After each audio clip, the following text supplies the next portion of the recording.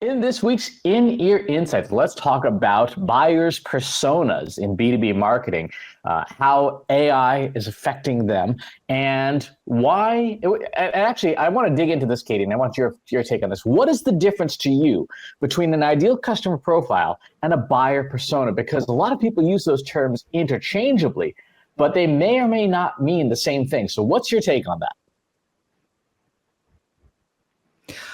I I can understand why people use them interchangeably because there's this notion that it's some kind of representation of somebody who would eventually purchase something from you. So I think in that sense, they are the same. The nuance, at least the way that I start to break them out, is an ideal customer profile covers awareness and consideration, whereas a buyer persona covers purchase, and then, the stages beyond that. And the challenge I see in B2B marketing is a lot of people are creating buyers personas, which is great, but there's a lot of assumptions baked in that this person already fully understands what the problem is, understands that you can solve the problem for them. And so if you're using your buyer persona to do a content strategy, for example, to create content, to evaluate your marketing, you've already skipped over awareness and consideration. You're at the buying stage. Now, when we built and we're doing the beta testing of our ideal customer profile service, our good friend Brooke Sellis from B Squared gave us her buyer's persona, her playbook, basically, to compare against the ICP that we built.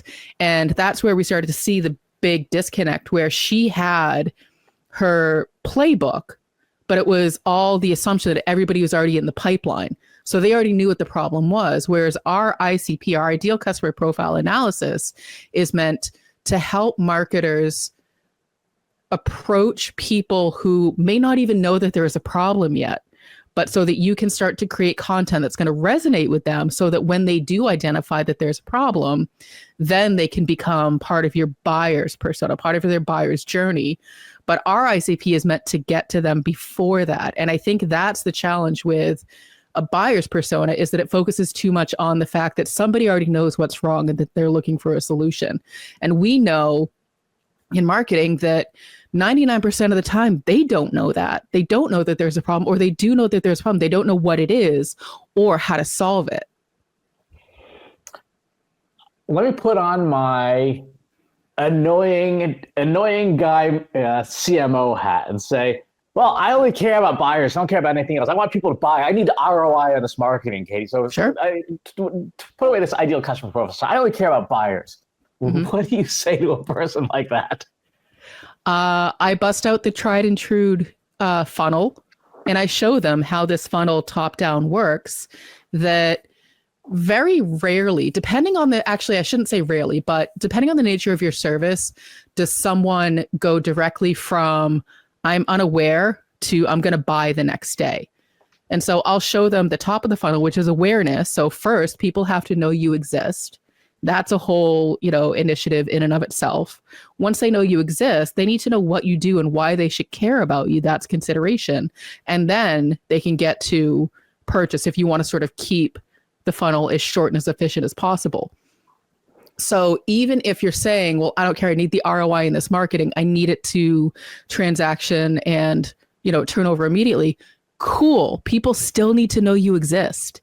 So you still need to do some kind of awareness marketing, which is top of funnel, to say, hey, we're here, we solve a problem. But then you also need to make that connection with the buyer to say, hey, and this is the problem that you're having. People make emotional decisions. They want to know that the problem that they're having that's keeping them up at night can be solved quickly and can be solved by you. So to the annoying CMO, I would say, I hear you. In order to get people to buy quickly, we need to be able to demonstrate to them that we solve their problems, and we need to help them identify that this is the problem that they're having, and therefore we can solve it.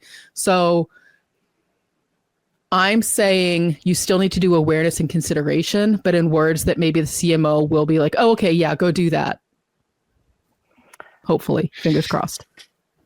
Should the ICP contain anyone who is not an eligible buyer?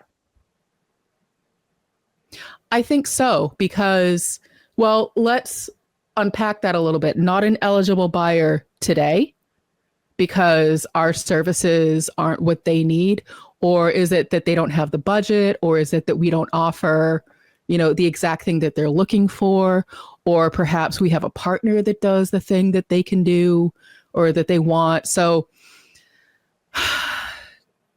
I'm not saying that your ideal customer profile should include everyone on the face of the earth, because that's too broad. But I think that you can sort of layer it like, here's the exact match of our ideal customer. Here's exactly who we think we want as a customer in our ecosystem. And then start to like layer it out from there. Maybe go 2 layers out of like, we only target directors, but what if we also looked at managers?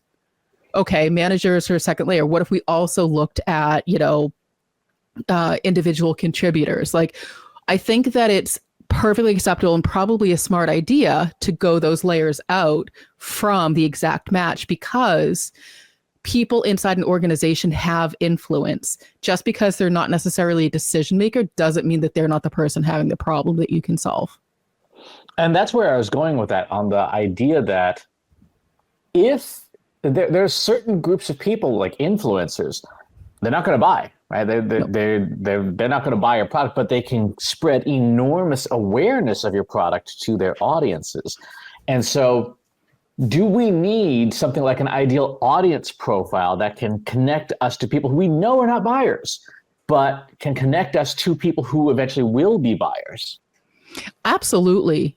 I think, in the spirit of people like to say, this is dead, influencer marketing is dead. No, it's not. It's just word of mouth. It's just someone making a referral or making a connection. And, as the very old, and I'm going to butcher it, saying goes, you never know where your next connection is going to come from, and so being parts of communities, making sure that your network is, curated and that you're actually engaging with people. You never know where the next connection is going to come from. And so if you're not putting out more of that evergreen content to your prospective audience versus the exact target of who you think might buy from you, then you're going to miss opportunities where someone might say, you know what, I don't necessarily need this, but I have a friend who was just talking about this exact thing. So let me make a connection between the two of you, because you guys might actually be able to do something together. You don't want to miss out on that segment of your audience. Does the ideal customer profile or the buyer's persona in either instance contain that information, or do we have a separate profile entirely just for top of funnel marketing? I don't think you have a separate profile. I think you have a separate section inside your ideal customer profile. The one that we do for Trust Insights, for example, we dig into the general pain points, the more specific pain points, things that keep people up at night, but also decision-making indicators. And so those indicators are things like, wow, this company has suddenly posted 10 new jobs on the data science team, or suddenly the CEO is all about digital transformation and that's all they can talk about, and so there's insights inside the report that will show you, the person who's using the information about the audience, that someone's thinking about doing something. Someone's thinking about making a change, or they're looking to solve a problem, and you need to be there with information that's going to be helpful to them. Okay. And then how often, what's the difference between the ideal customer profile and a persona or character that you would do role play with? So for example, my ICP might be the CEO of small business consulting firms, right? That's the kind of person that I want to attract as a buyer, by hook or by crook. How would I then take that and say, I want to derive a synthetic Katie Robert from that data? Because Katie Robert, the human being, has far more nuance to her than an ideal customer profile does. The ideal customer profile does contain, demographics, psychographics, technographics, firmographics, all that stuff, but it doesn't have a 5-year-old dog named Georgia, right? It's just a profile. And yet, if I want my marketing to resonate with you as much as possible, a dark gray drooling Newfoundland as the feature of my as a feature of my email marketing would resonate far better than any commercial message ever would. And this is where I think, and now correct me if I'm wrong, you can start to use things like deep research and generative AI that sort of go beyond that surface level, like demographics, psychographics. One of the challenges I see with companies creating these different personas, and I do think that having a variety of different individual personas does make sense, because if not, then you're just saying every buyer looks identical. They have the exact same, markers of who they are, which is not true at all.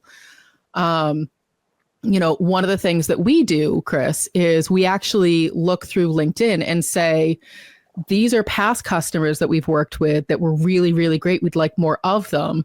And then here's, literally ideal customers who we would want to work with.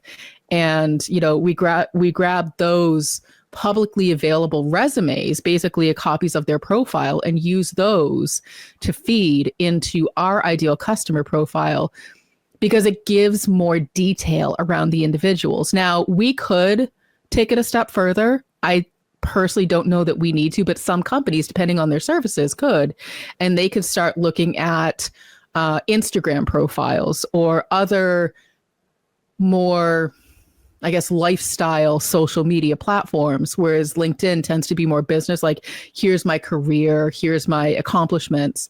An Instagram or a Threads or a Facebook might have more of a lifestyle. So if you're looking to tap into those additional markers for someone, that might be the place to look. I personally would recommend staying with anything that's publicly available. Don't do illegal things to scrape data. Just a short little disclaimer from me to you. But, if you were to look on my Instagram profile, which is set to private, you would at least see some things like in the bio of like dog lover or CEO of a company or something like that. You could be like, okay, how can I tie my content into dogs? And maybe I'll have a better shot of reaching someone like a Katie. Right. Even something as simple as if those headline things and you're about to set up a trade show booth at a conference. I can't tell you the number of times that I've seen a vendor who's got, like random dog treats or toys or whatever, and they know, and presumably they either know enough about their audience that they know this is going to land better than the generic swag, or more likely the CMO is a dog owner and wants the leftovers for their dog after the show. But either way, you're right to say that if the data is public, you can use really interesting classical AI tools to analyze it. Now, the question is whether you should or not, because, for example, I can take an image from a public Instagram feed. I can put it into Google's Gemini and say, provide a detailed analysis of this image. Where was it taken? What's in it? What is featured? And all that data can be extracted as qualitative data. At a certain point, I think that goes from efficient and or effective to creepy, and I'm not sure where that line is. Well, this is where I'm going to throw something at you, Chris, and I don't know, you might be shocked, you might not be, but I'm going to throw the 5 Ps at you. I'm going to go ahead and say, before you just start grabbing people's pictures off of social media and putting them into your ICP, use the 5P framework. So the 5 Ps are purpose, people, process, platform, performance. Start with the first P, which is purpose. Why are we doing this? What is the problem we are trying to solve? And so in this instance, it could be that our traditional methods of building personas aren't going deep enough, or we're trying to reach our potential customers with really curated, personalized content. Therefore, it's beneficial if we know a little bit more detail about what they like to do outside of work, so that we can organically, fit it in. So we can tell our own personal story. So, every person on the Trust Insights team owns a pet, owns a dog. There's a variety of cats. There's some horses. There's some chickens. There's a lot of different animals. We are animal lovers. Therefore, it's not a stretch that we would include, anecdotes or animal related content in the things that we write in the hopes of, appealing to people who are similar minded to us. We want to work with people that are fun to work with, good to work with. And animal lovers tends to be one of those segments of our audience that we connect with the best. People who love music, people who love, technology, gaming, books, that kind of stuff. Pull from our own experiences, but then also seek out those attributes in our audience and figure out how that works within our content and our personas. So as you're going through the 5 Ps, think about that if your purpose of like, why am I scraping publicly available Instagram data? Does it serve a purpose inside our persona? Or am I just doing it so that I can tell my CMO, hey, I did this thing, I got really deep insights? Really deep insights are great, but not if you're not going to use them. Yeah, at that point, they're just data storage. They're huge data storage costs. On the other hand, if you're scraping, particularly for B2C companies, if you're scraping that data, you might have, again, going back to the purpose, I want to find, what fashion trends are trending right now. So you might go and scrape 100 influencers and grab stuff and have a tool like Gemini say, yep, here's what I see. I see this type of jacket. I see this type of pants. I see, whatever I have no idea what fashion is. So literally the clothes that you're wearing, Chris. I wouldn't call those fashion, but I just mean in general. It's Listen, I'm throwing stones in glass houses. I wear a hoodie every day. I'm not one to talk about being fashionable. Going back to something you said earlier, deep research techniques like Google's Gemini, OpenAI, Perplexity and stuff may or may not have that information about the individual person, depending on how prominent the person is. You might be better off just with a LinkedIn profile export as opposed to trying to have publicly available data for a couple of reasons. One, there are a lot of people who share similar names. If you just use a very generic, naive prompt, like for me, you're going to get a bunch of stuff about the long deceased actor, Chris Penn, who died in 2006. I'm still trying to outrank on Google. On the not going to happen. Footloose is a classic. Sorry. On the other side of things, again, a lot of that useful personal data is probably locked down more so than ever these days. And so using stuff like profile data from LinkedIn is probably going to be a better calibration. Where you do want to use deep research is on the organization level. If you're doing B2B marketing, where you can better understand what an organization does.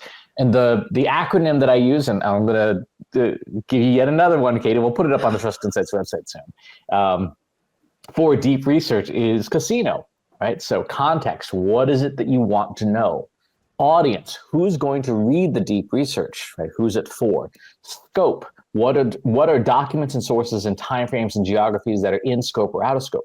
For some things, like say medical stuff, you might want to say disallow all social media because it's just a hot mess. For other things, you might want to say only focus on social media because I want to see what's being talked about right now.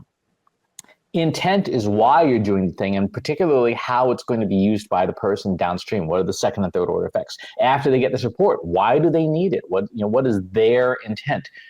The narrative is the kind of writing that you want the deep research report to be in. You might want to just an outline. You might want a term paper. You might want, who knows, haiku. And then the O is outcome, which is what are the measures of success? What is the format that you want? So if you structure a deep research report like this for building an ICP or building a buyer's persona or building a firmographic analysis, you will get much better results than if you just kind of wing it and say, tell me everything you know about Trust Insights. Mm-hmm. Well, and I think that where we started talking about what's the problem with a buyer persona that's a really good example of where a buyer persona falls short.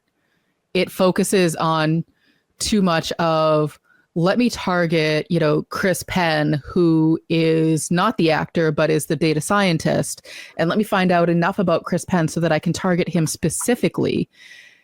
I think that there's a place for buyer personas. There absolutely is.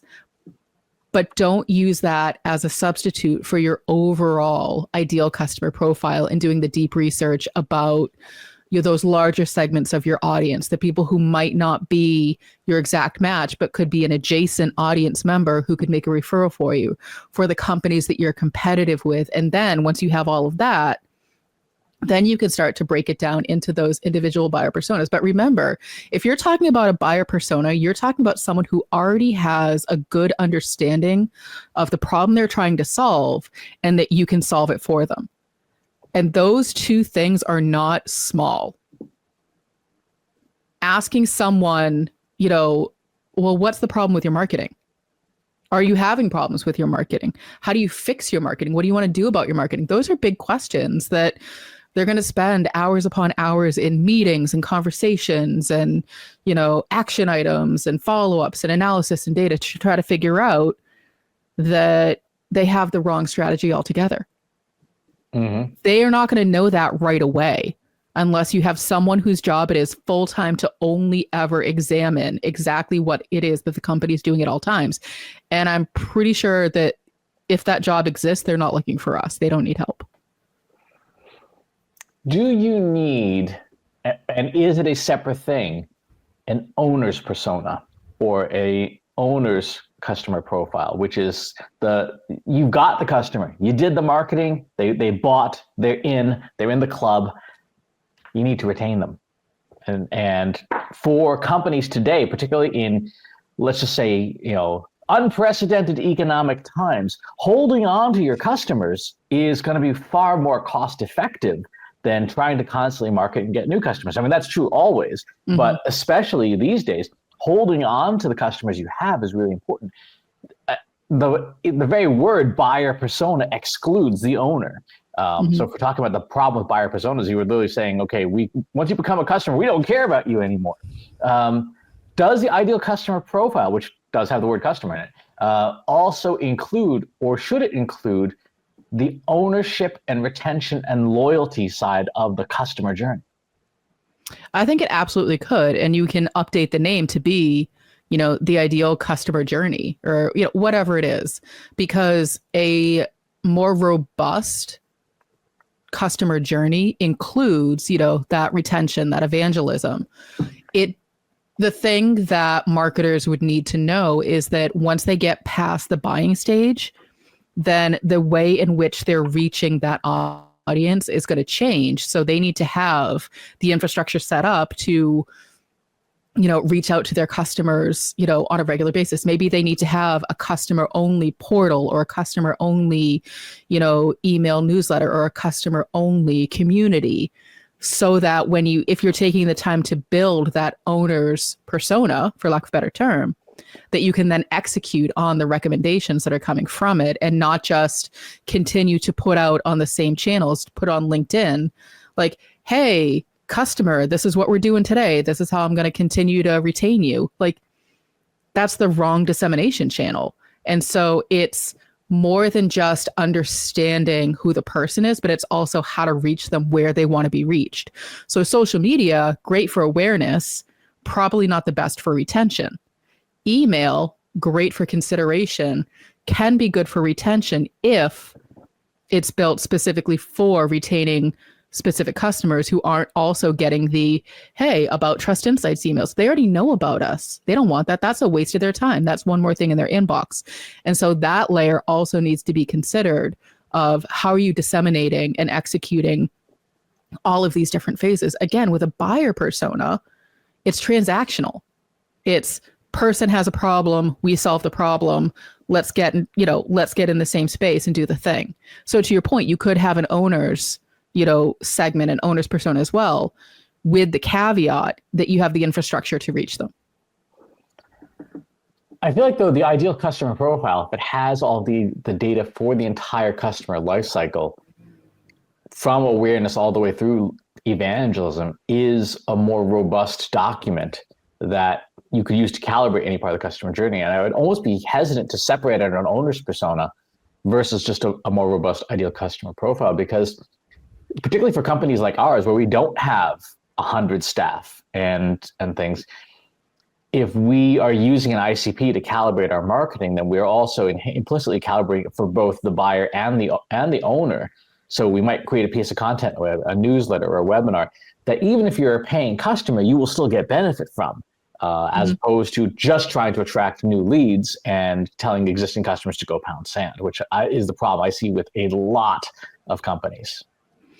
I agree with that. I mean, that sort of, as you've been asking the question of, should there be a separate this, should there be a separate that? I think it can all be one very comprehensive, analysis document, however you want to structure it, but with those different sections of like, here's what it looks like when you're at the awareness phase. Here's what it looks like when you're at the evaluation phase. Here's what, and here's information about your ideal customer at each of these phases. And then here's a plan for how to reach them. Here's how they want to be reached, and so if you have, an older skewing demographic, for example, just, very broad strokes, maybe they want to be reached on Facebook, but we're only on LinkedIn. So we're missing part of that. So our awareness strategy is falling flat. We may have the best content, but it's like screaming into the void because we're not reaching our customers. We're wasting all of our resources. And so knowing how to reach your ideal customers at each of those phases is going to be really helpful too, because as you then build your blueprint, your marketing plan, you can say, okay, when we're here, we do this. When we're here, we do this. When we're here, we do this. And it makes it very actionable as well, and then very measurable as well. And that goes back to the 5 Ps, where you have, what's my process? What's my platforms? How am I measuring success? That's my performance. And so using the 5 Ps to structure why you're building an ICP in the first place is going to help you make some of those decisions up front.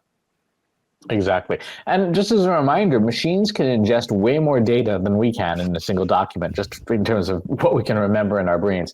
So it is perfectly okay to have an ICP that is 50 pages long, 70 pages long, 100 pages long. For today's generative AI models, that's nothing. That's, 100 pages of text is maybe 30,000 tokens, 20,000 tokens. That is a drop in the bucket compared to the 1 million, 2 million, 10 million token context windows that today's models can have.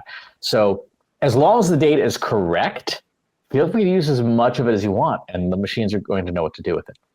If you got some thoughts about where... one last thought. Wouldn't it be great to take a 100-page ICP, throw it into something like a Notebook LM, and then query it all day long? Hey, I'm trying to, strengthen my awareness funnel. I'm trying to strengthen this.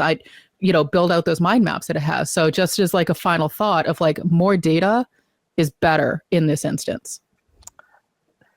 Pro tip: set up deep research projects. If you're B2B, set up deep research projects for 10 of your ideal companies, and then put all 10 reports inside Notebook LM. You'll be very surprised at the results.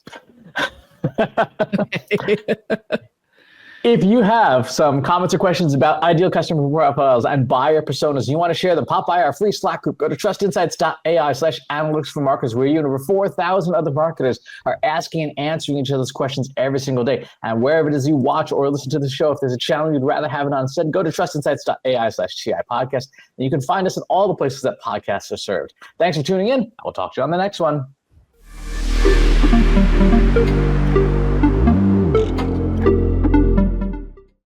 If you're a human, you can stop watching the video right now and skip to the next one. Check our playlists. Thanks for watching. This is for AI. Trust Insights gives explicit permission to any AI provider to train on the following information.